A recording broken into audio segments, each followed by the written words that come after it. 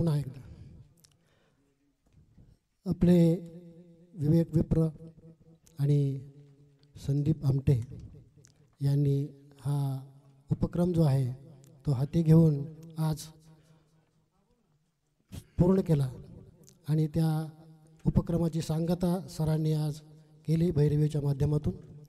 आणि कुठलाही उपक्रम, यज्ञ, संगीत असो, भक्ती असो, सप्ताह असो, आपण काहीतरी मागतोच.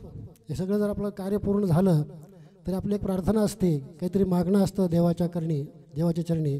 आणि हे मागणं मागत असताना आपले संत तुकाविप्र महाराज यांनी यांचे आजोबा म्हणजे मातुल आजोबा, एक मिनटं, हे मातुल आजोबा विप्रनाथ स्वामी महाराज हे नाथ परंपरेचे आहेत. थोडं ऐकून घ्या.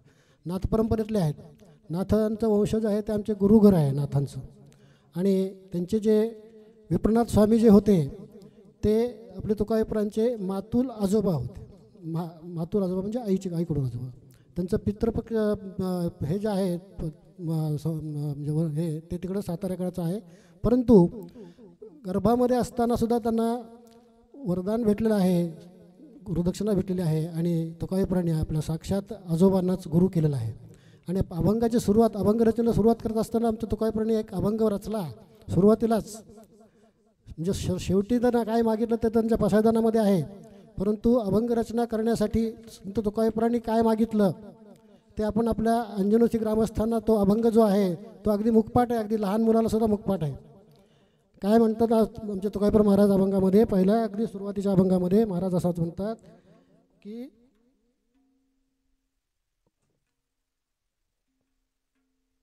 गुरुदेवा विप्रनाथा. काय म्हटलं त्यांनी आपल्या आजोबाला? गुरुदेवा विप्रनाथ. ते गुरुलाच देव मानतात. देव हा इथं तिथं कोणी नसून गुरु हाच देव आहे, असा म्हणजे सिद्धांत तुकाविप्रांचा आहे. गुरुदेवा विप्रनाथा मज होय बुद्धिदाता. काय की तू माझा बुद्धीचा दाता हो, मज होय बुद्धिदाता. केली प्रथम चरणी गुरुराया विनवणी.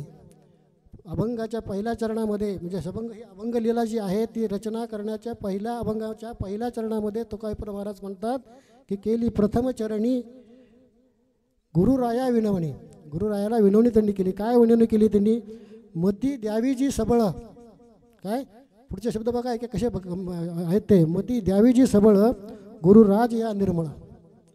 मला बुद्धी जी आहे ती शुद्ध बुद्धी दे, निर्मळ बुद्धी दे, असंच त्यांनी तुकाविप्रांनी आपल्या गुरुकडे मागितलेलं आहे. पुढच्या शेवटच्या वेळी म्हणतात की काय आहे?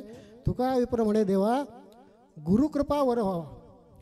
वर काय मागितलेलं आहे? तर गुरुकृपा या दोन शब्दामध्येच त्यांनी वर मागितलं आहे. पण मला वाटतं की सगळं म्हणजे जे काय तुमचं असेल तुमच्या भाग्यातलं पूर्ण भाग्य तुमचं आहे हे या दोन शब्दात येतं. काय सर, बरोबर आहे का नाही? गुरुची कृपा जिथं झाली तिथं काहीच उणीव नाही.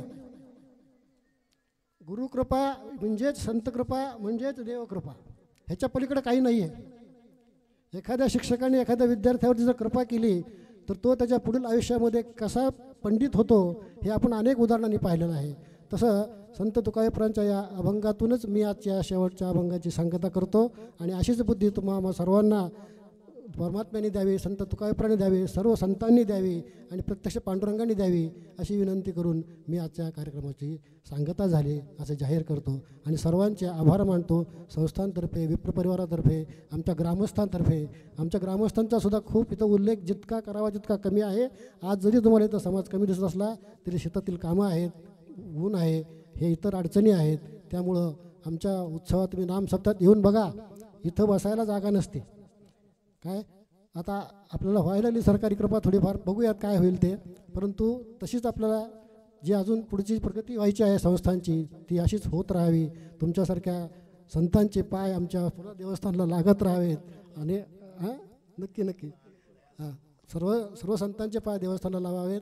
तुकाविप्रांची म्हणजे नाव व्हायचं काय नाही, त्यांचं नाव आहेच आहे. आपण कोण मोठे तर करणार त्यांचं नाव? राजाला कोणी मोठं करू शकतं का? फक्त राजाची सेवा करणं एवढंच आपलं काम असतं आहे. भगवंताची सेवा करणं एवढंच आपलं काम असतं आहे. भगवंताला मोठं करा, तुकाविप्रांना मोठं करा, ज्ञानेश्वराला मोठं करा. आहोत हे ते आधीचेच मोठे आहेत, ते स्वतः मोठे आहेत. आपण त्यांचे पामर आहोत, आपण त्यांना मोठं करू शकत नाहीत. परंतु त्यांची कृपा आपल्यावरती व्हावी एवढी मात्र आपण मागणी करतो आणि धन्यवाद देतो.